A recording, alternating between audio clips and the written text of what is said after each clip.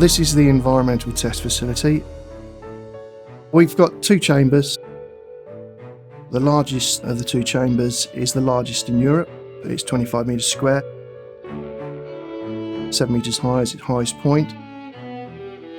Its capability is minus 70 degrees C to plus 70 degrees C. We also can do up to 95% humidity, and we have a solar capability as well.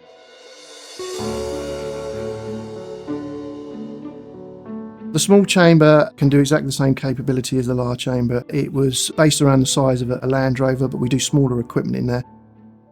The beauty of that chamber is it's computer controlled, so you can run a test for an hour, a day, a week, a year if you wanted to. It's a long-range facility, it will recycle itself.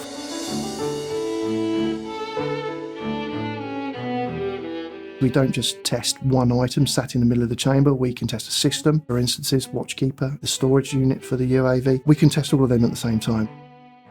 We have over 100 years worth of experience in climatic testing, and that really comes through when it comes to the customer and relaying that to the customer. It's a fantastic place to work.